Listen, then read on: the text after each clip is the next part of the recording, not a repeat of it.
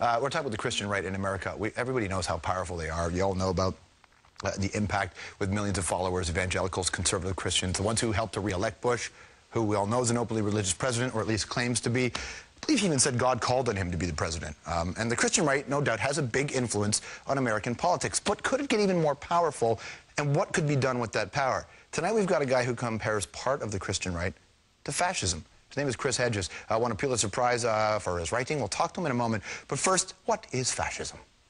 Chances are, when you hear the word fascism, well, you think of this guy, Hitler and his Nazi regime. Or maybe it's Mussolini, the fascist dictator of Italy. Or even General Francisco Franco of Spain. Fascism is a loaded word that can mean different things to different people. Authoritarianism, nationalism, absolute military power, state propaganda, or censorship. But no matter how you define it, they're words not to be used lightly. But now there's a new book that argues a fascist movement is underway today in the United States, and it's being driven by a part of the Christian right, preachers like Jerry Falwell and Pat Robertson. The book is called American Fascists, the Christian Right and the War on America.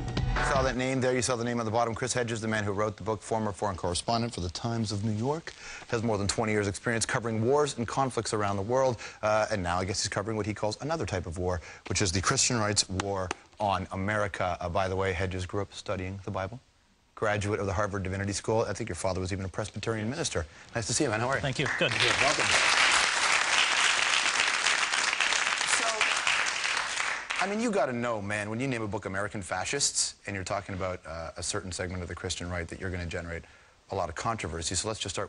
How do you define fascism in this context? Well, I begin the book with a short list written by the writer Umberto Eco, where he lists what he thinks are the 14 points of eternal fascism or fascism, that cult of masculinity, that war against modernism, that war against truth, that obsession with apocalyptic violence as a purging agent or cleansing agent, you know, to make the world pure and usher in the utopia. And I think when you look closely at the ideology of the radical Christian right, those so-called Christians in the United States who want to create a Christian state, in generic terms, they're fascist. Certainly fascism conjures up historical images, as you saw, you know, pictures of Mussolini or Hitler, but it is an ideological belief system. And that's certainly the argument of the book, that this has been a dangerous mutation. These are not traditional evangelicals. They're not traditional fundamentalists who have always called on followers to remove themselves from the contaminants of secular society, to shun political power. Evangelical leaders like Billy Graham always talked about not getting too close to power, and he himself was used and burned by Richard Nixon. This is a dangerous and radical mutation. It is about creating, using the iconography and language of Christianity to create an authoritarian, or I think arguably a fascist state. Now, as you said there, you're not talking about all of the right-wing Christians. This is a select group of people you're talking about? Yeah, they're more properly called dominionists. Oh, so I mean, the Bible verse. We use the old terms. Yeah, I mean, we use the old term evangelical. They're not evangelicals. What they want is something very different. They want to legislate their narrow morality. They want to usher in a non-reality-based belief system. That's what creationism is about. It's mythology. I mean, America has become the only industrialized nation in the world that argues about the validity of evolution. And we now have creationism, which no scientist at all supports or believes has any validity, being taught in public schools. But people believe in that, I suspect, and that's why it is that way. People do believe in it, but of course it's not. The purpose of evolution, or the purpose of creation, is not to offer an alternative to evolution. The purpose of creationism is to destroy the possibility of dispassionate, honest, intellectual, and scientific inquiry. It is to make facts interchangeable with opinion. It is to make lies true. And that is a dangerous precedent to set, because then you are allowed to view the world and the reality around you through this distorted ideological prism. That's what's being done. It's a war against truth. It's a war against real intellectual inquiry. It's a war against science. And that, of course, is a fundamental component to the fascist state or the totalitarian state.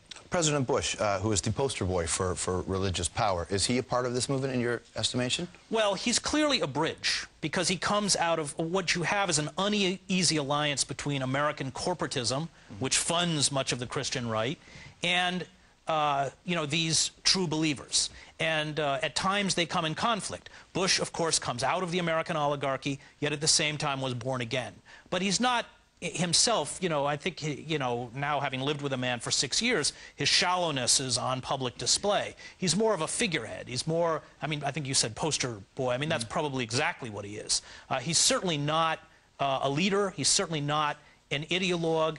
He's a puppet. He's not the puppet master. Okay, now, in order for, what I want to know about the fascist movement, the reason why the fascist movement was frightening with the Italians back then and frightening with Hitler and the Nazis is because they were actually in power. Right. There really doesn't seem to be the same sort of environment in place in America today that would allow that to take place. Well, and that's a very good point, because in order for these movements to take power, they need a prolonged period of instability or crisis. And we don't have it.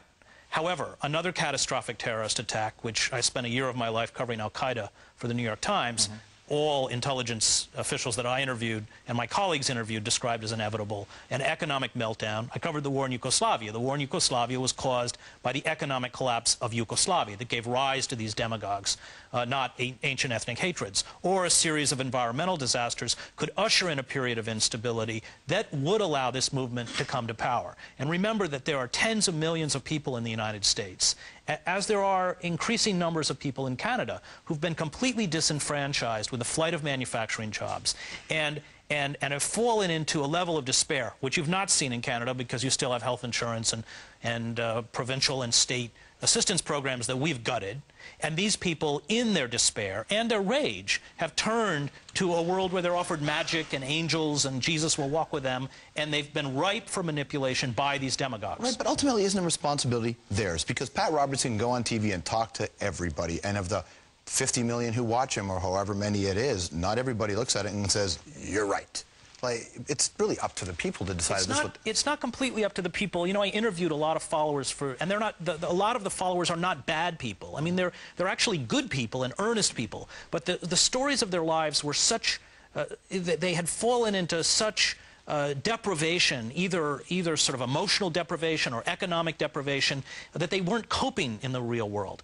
And their communities had physically disintegrated. If you go up to places like the former manufacturing centers in the Rust Belt in Ohio, the end times is not an abstraction to these people. They have seen their world obliterated. They can't get jobs that they could get 20, 30 years ago, where they could make $50 an hour, where they got benefits, where they had a future, and they know their children will never get jobs like that. And that has pushed them. We as Americans, as a society, have abandoned these people. And I'm talking about the Democratic and the Republican Party.